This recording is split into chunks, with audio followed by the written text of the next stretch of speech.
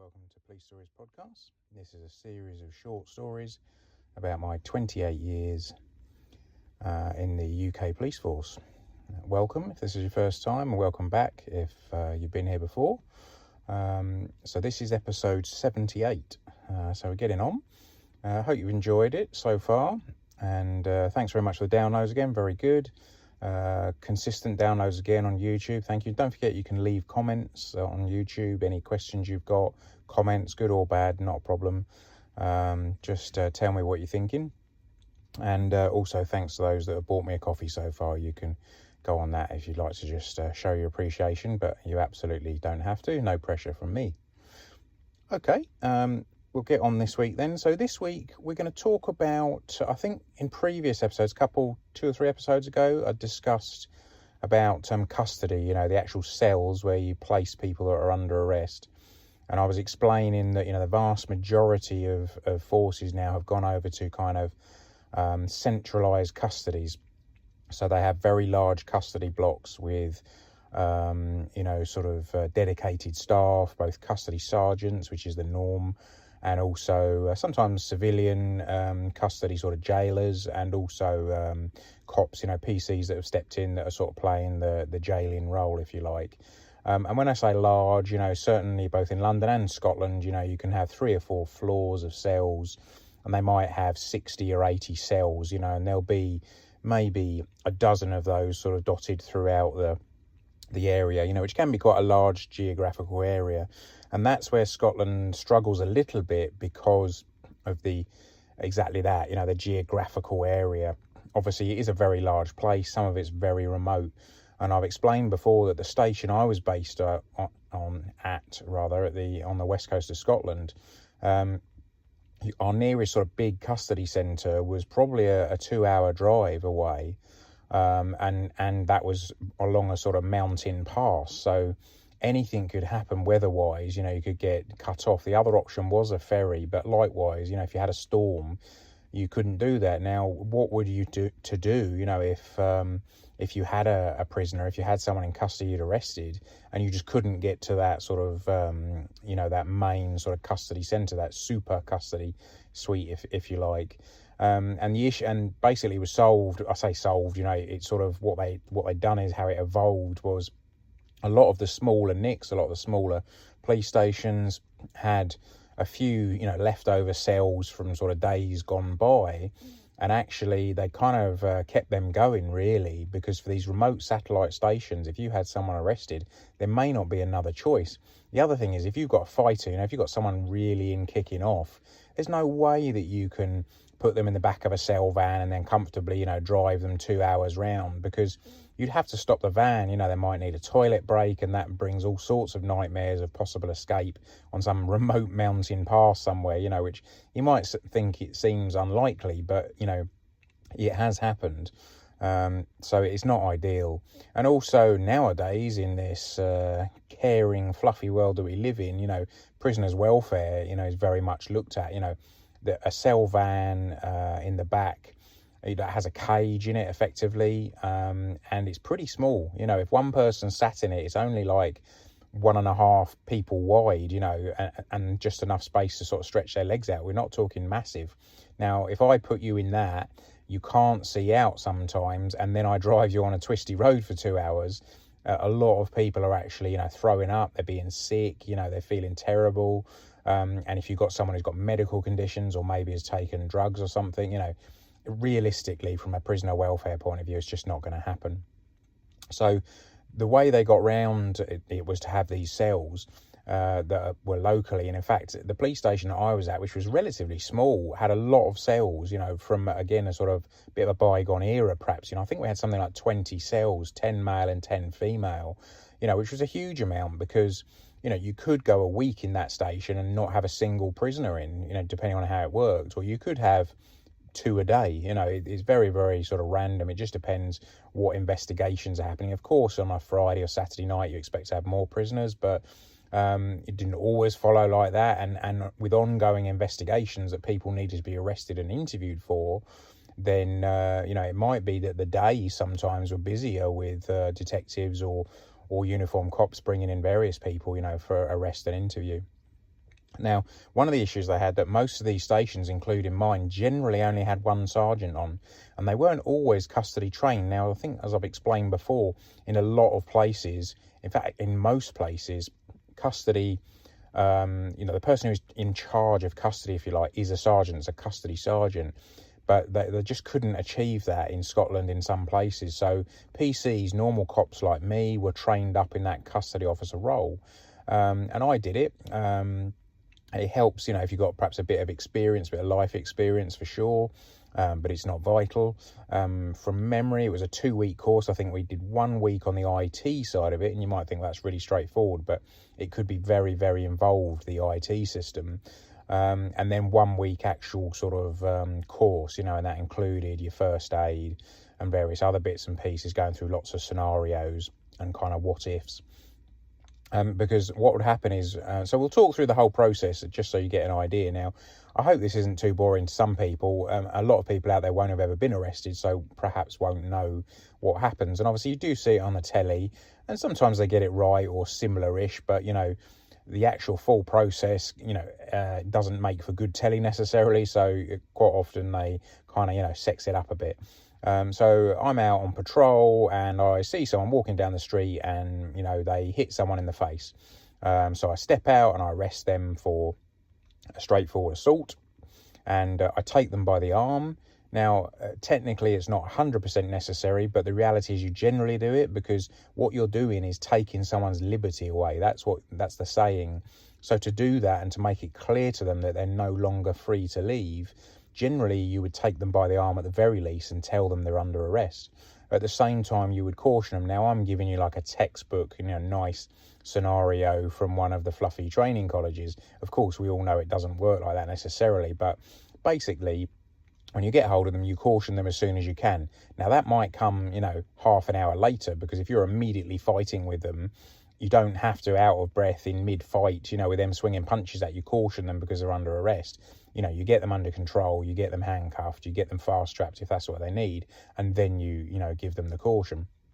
Generally, you would tell them what they've been arrested for. That is, very much, a prerequisite, really, but again, not entirely necessary. I think most people know, and certainly immediately some people, of course, protest their innocence, and say it wasn't them, or they didn't do that, or come up with a million different, different circumstances why that you shouldn't be arresting them. And of course, the very nature of arresting someone and taking someone's liberty and getting hold of their arm can be the catalyst for them kicking off. And that all depends, on the person. But you'd be surprised, like 80% of arrests, you take someone by the arm, you tell them they're under arrest, caution them, and that they're going to be transported to the nearest police station, and that's it. There's no sort of kicking off. Generally, they're handcuffed. Not always. You do have to justify that. So if they've been completely calm with you, very reasonable, you might choose not to. That's a bit of a judgment call from the officer. And certainly at the beginning of your shift, what you should have done is search the back of your police car, particularly down like the backs of the seats, maybe, folded the seats forward and had a good look round to make sure that there was nothing in there. Because if you take your prisoner off to custody and then you subsequently search down the back of the seats and find a knife, as long as you've done that search prior to them getting in, you might be able to, put that knife to them and could be charging them ultimately with that. And certainly I've done that before. So the person, let's say they're placed in handcuffs, maybe handcuffed to the rear and placed in the seat. Obviously, they don't get put behind the driver. They get put behind what would be the front passenger seat. And then another cop will sit beside them directly behind the driver, and that's obviously so that they don't get the opportunity to attack the driver. And you might think, well, they're handcuffed to the rear, how they're going to do that. Certainly on some occasions, unfortunately, flexible types are able to effectively step through their own arms and their hands to step out of the cuffs so that the cuffs are now in front of them. And unfortunately, I know of at least one fatality in the UK where a prisoner being transported has then leant forward, and I think it was like 70 miles an hour on the motorway, has ripped up the handbrake of the vehicle, causing it to have what turned out to be a fatal accident for the cop that was driving. So that security is very, very important, And I would say the rest of the country is perhaps a little more relaxed about transporting people and certainly physically laying hands on people. In Scotland, they're really, really hot on hands-on prisoners. And, you know, even when you're in the cell block, so now we've transported them, we've arrived, and we're taking them in. Certainly, I've been to lots of custodies all around the country, and I have been guilty of it as well. If someone seems okay, I don't necessarily take them by the arm. You know, I let them walk in and I walk beside them into the custody area. Scotland, I would say, is the complete opposite. Really hot on it. The moment you step out of that car, at least one cop will have your arm and hold you all the time, if not a cop either side of you. And really, that is the way to do it. You know, that's the Rolls-Royce version. That way, people, you know, don't get a chance to do anything silly. So you're led into the custody area and you're taken to what's called the charge bar, or the custody suite, various things. And you'll have that custody officer, which in this case might be me, or a custody sergeant, and they'll generally be on a large desk that deliberately is quite wide so that the prisoner can't lean across and attack the custody officer. And quite often it's higher as well, so they're kind of looking down at you, and again, that is to stop the prisoner reaching across and grabbing hold of the custody officer. They'll have a computer in front of them, and if you're comfortable, the custody officer might say, should we have those cuffs off then? Have they been okay? Now, there's always a bit of a judgment call, and certainly I've seen it go wrong several times. I've taken in spitting, fighting prisoners, and the custody sergeant has immediately said, let's have those cuffs off then. And you're kind of like, well, he's been fighting quite a bit, Sergeant. He's pretty angry still, you know. And they may say, okay, we'll leave him on for a bit then till he's calmed down. That's the sensible way. Unfortunately, I have seen some sergeants that have immediately said, no, it's my custody suite. Let's have those cuffs off. And the problem with that is obvious. You know, essentially, they're going to kick off and fight with you. Maybe they won't. I mean, the custody officer's role is to get the person on side, to work with them. So that little thing can be enough for the person to now like the custody officer and make their life a whole lot easier. Because remember, in an hour's time, I'll be walking out the door, either back on patrol or to do my paperwork. The custody officer might have the rest of their 8 or 10 or 12-hour shift with this person. So you do want them on board. It will make your life a lot easier. So what happens is then in front of the person, the custody officer will ask, why are they here? And you will explain, hi, Sarge, hi, whoever. I was, driving along so-and-so street, and I saw this guy step off the curb, cross the road and punch someone in the face who fell to the floor. I then stepped out my vehicle, went across, got hold of them by the arm, informed them they were under arrest for assault and cautioned them, to which they made no reply. So that's your grounds you're giving the sergeant. Now, when you're a new cop, it's very easy to fluff that up, particularly as chances are Mr. or Mrs. Bad Guy that you're talking about is standing right there and will go shout over you, no, I didn't do that. That's not how it happened. No, he's lying. That's not what happened, and immediately jump in. This isn't the time for investigation. This is purely me giving the grounds to the custody officer for them to decide if they're going to authorise detention. So I explained to them what's happened. And again, the custody officer, good custody officer, will say, look, just calm yourself down. You'll get an interview. You'll get a chance to have your full say, but now is not the time. I've heard those details from the officer, and I'm happy that there are grounds to detain you for the purposes of the investigation so that we can expedite the investigation. Certainly in England and Wales, now you have to give slightly extra details as to why, you've taken that person's liberty away. You don't have to in Scotland, although the reality is you do in a roundabout way anyway.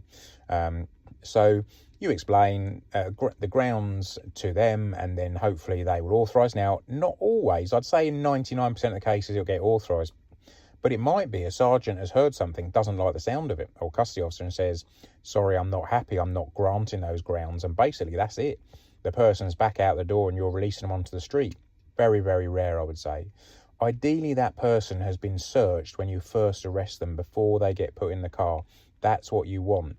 But sometimes, if you're in a crowd situation, if this person has just, punched a woman in the face in front of 6 guys who are all her friends, you can imagine you need to get that person away. If you leave them on the street and stand there and take your time and doing a nice little fluffy search, chances are you're going to be attacked by that lot, and so is the prisoner. So the common sense approach is I'm throwing them in the car, I'm getting them to the nick, and then I'm going to search them. So you have to, have this sort of flexible approach to how you're going to deal with things. So, yes, ideally we've searched them there. Now, searching is always a difficult one, because searching on the street or even searching in custody initially, which is a bit more controlled, we're not talking about strip searches. There are different types of search, and we'll talk about those in a minute. Your standard search, is hands-on. You're feeling under collars, you're feeling in armpits, you're putting your hands around the person's thigh and calf, and sliding your hands up and down to make sure nothing's concealed. You might be rolling down socks, shoes are coming off, they're getting sort of tapped on their heels so anything drops out, and you're looking physically inside them and on the bottom of the sole. There is a set way of doing it, and it's something you become second nature to you, and you get taught it, at police training college, and you'll do it so often you'll become pretty good at it. But if it's not a strip search, it's not always perfect, and certainly stuff can get missed. Now, I have certainly missed at least one thing that I know about. I had a call down to a very irate custody sergeant once, who wanted me to explain why he went down to check on the prisoner to find them smoking a cigarette, because not only had I missed the cigarette that I don't know where they'd had tucked, but also the lighter they had on them, which could have been a lot more serious. But the reality is, if you're not doing a strip search, if you've put that in like the crutch of your underwear, I'm not going to feel it. So you could have a lighter and a cigarette in there, So I took my medicine, I took the telling off, but the reality is, without that sort of full strip search, stuff could get missed. Now, there's been some horror stories for sure around that. Certainly when I was down south, I knew of a guy that was taken into custody there. And when you get to someone's pockets, what I used to do is I would take hold of their wrist and then say to them, can you empty that pocket? So I'm holding the wrist just in case they pulled a knife or something out of it, and they then took, their change and their wallet and their phone or whatever out and put it on the top while I held their wrist. If I'm honest, that didn't always happen. And again, you're trying to gauge the person. Is that a reasonable person? I'd then get them to, turn out the inside of their pocket so I can see there's no more before I'm physically sort of checking the pocket myself, particularly the pocket in jeans. I don't know what you call it, like the condom pocket or whatever it is, the tiny little one that's sort of on your right hip, that's very small, just inside the actual pocket itself. That's a classic for putting in drugs or something. But some people, and I've seen it, and I've done it myself as well, the cuffs come off, the person's been all right, and you say to them, do you want to turn out your pockets, mate? Just stick everything you've got in your pockets on the top there, and then we'll go through it. And on this one occasion down south, basically this guy, started unloading the stuff, and the custody sergeant was happily, dealing with the stuff that was there. So he was like, okay, 1 pen, 1 mobile phone, £3.56 in change, 1 loaded sawn-off shotgun. He'd taken a sawn-off shotgun out from inside of his pocket. That he had a special pocket where he cut a hole in it so it slid down inside the length of his leg. He had a sawn-off shotgun in there which was loaded, which he took out and placed on top of the custody desk, pointing at the sergeant. So there was this mad panic while it was dived on and made safe. And unfortunately, there was a terrible case as well in Croydon down in the Met, where a guy had been arrested, and he actually had a revolver concealed. And when it came to the search stage, I don't know the full details, I'm sure you can find it online. The guy produced this pistol and fired shots, I think 2 of which hit the custody sergeant and killed him. So it's a really serious thing. Again, if you look on YouTube or whatever, you'll see horrible examples of people that have been searched that suddenly produce a knife or something. So it's a very dangerous time, and you need to be aware of it. Of course, the next level is the strip search. And, that has to be another level. It's not a norm at all. There has to be believed or perceived knowledge that they may have something concealed further than the norm, i.e. just in their, jeans pocket. If you've had previous dealings with a person, they've concealed drugs, in sort of body orifices, then that would be enough. Likewise, if there was intelligence suggesting the person always, wore a shoulder holster with a knife tucked up in his armpit, or whatever it is, you need that little bit of extra concern to then take that to a high level. And certainly the custody sergeant, or in some cases an inspector, will give you the authority for a strip search. Now, don't be under any illusion these are really unpleasant to do for the officers. They're obviously same-sex search, and that can sometimes cause a problem, you know, in this modern world we live in with people identifying as all sorts of things. But generally, you know, it would be a male, or it would be 2 or 3 male cops searching, you know, a male. Likewise, only females would search a female. And unfortunately, the process, it used to be you basically took them off down to the cell, stripped them naked, you know, and searched them like that. It's got perhaps slightly better or different depending on your thoughts. Now that, you know, you'd get them down to maybe their boxer shorts and, you know, their t-shirt. They would take their t-shirt off. You would search, you know, their armpits or whatever. Then they would put their t-shirt back on before the underwear comes off. So rather than standing there completely sort of stark naked, there's a little bit of dignity left. But unfortunately, the really unpleasant bit then for blokes is that once they've taken their underwear off, you need them to firstly hold their bits and pieces out the way. Anything dangling needs to be held to one side so that you can check to make sure nothing's concealed. And then secondly, they need to squat. And unfortunately, a cop has to have the job of squatting down behind them to actually check that there is nothing sticking out of their anus. You know, that's the reality of it. And certainly I've carried out a number of strict searches and have had things sticking out of people's backsides. I also had a guy once I arrested on suspicion of theft, where a receptionist at an office block, her purse had been stolen, and that had, like, you know, some credit cards in and driving license, what have you. We'd recovered the purse, we'd got the guy on description, and we'd taken him back to the cells for a strip search because we'd found everything near him but nothing on him, but there was a credit card outstanding. And when we got down to the strip search, there, tucked neatly on the very inside of his groin beside his bits and pieces, was a credit card in this receptionist's name tucked to one side. So he was absolutely banged to rights. And up until that point, he'd protested his innocence wildly until we produced this, and then he just kind of excuse me, it just chuckled and sort of said, well, you've got to give it a go, haven't you, you know.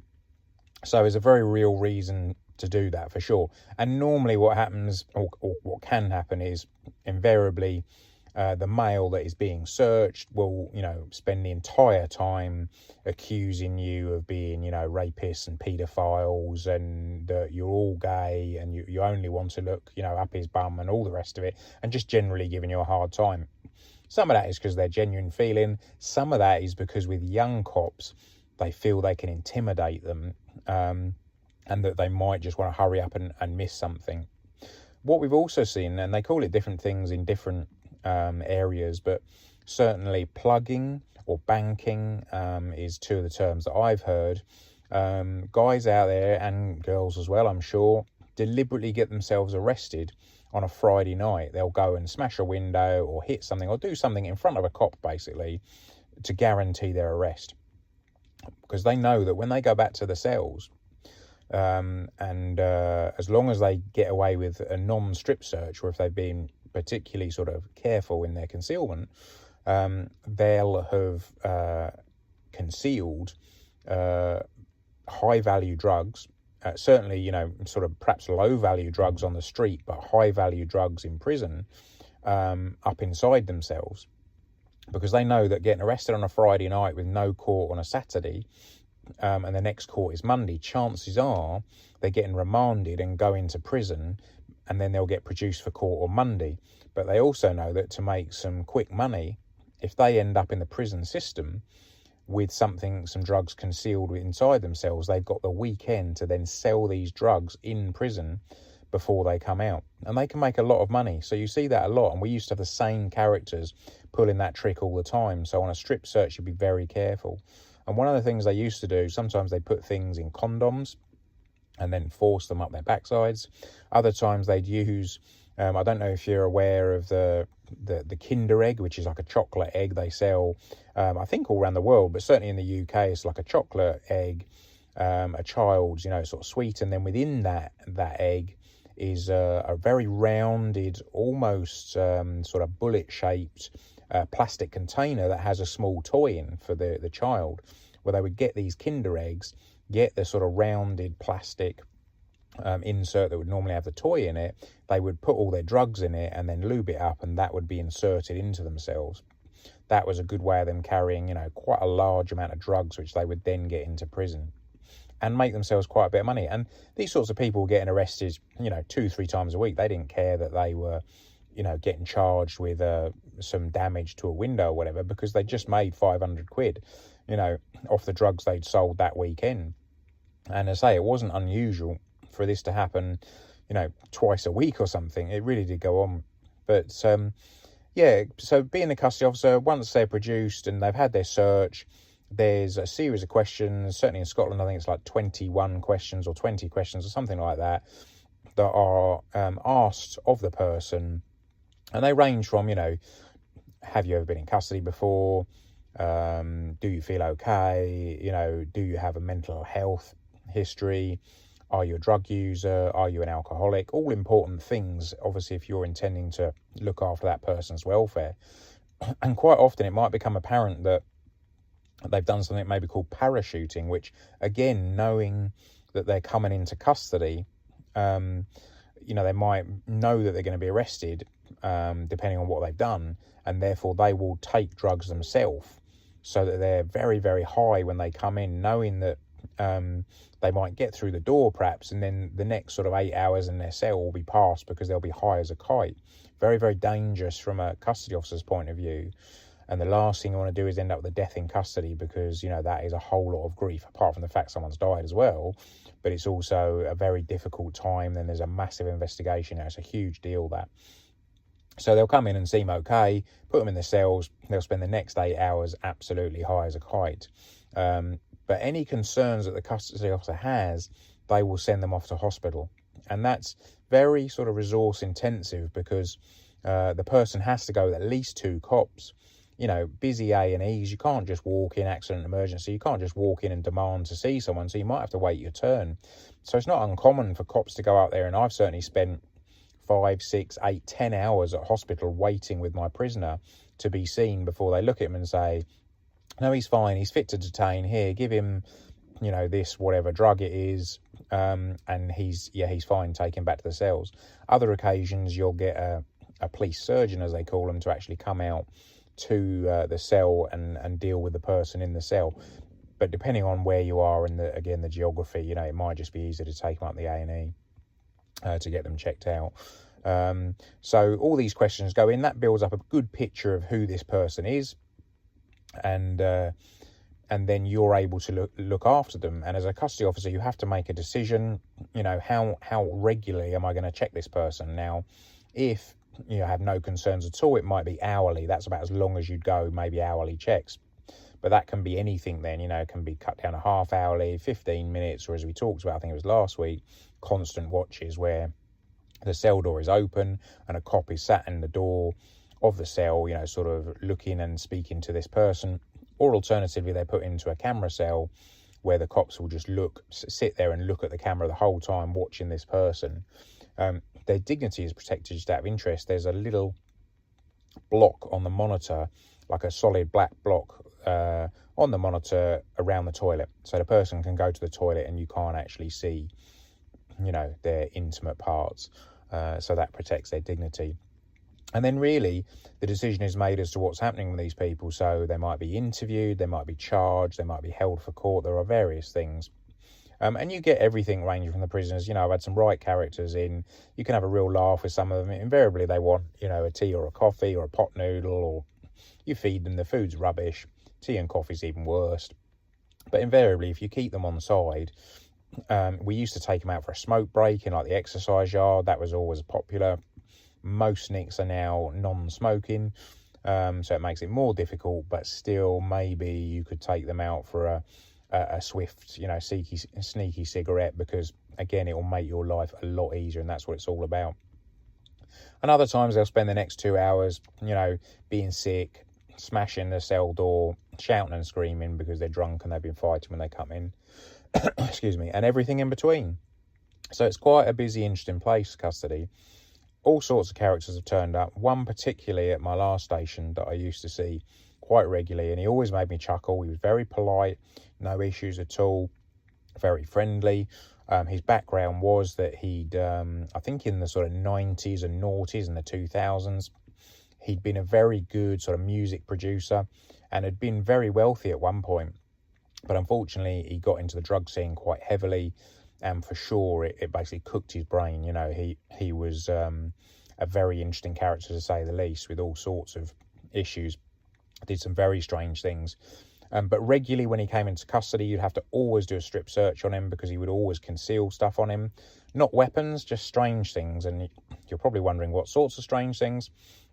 Well, his favourite trick was when you did a strip search on him, he had a piece of string tied around his penis, and then hanging down from that was a small piece of circuit board, computer circuit board.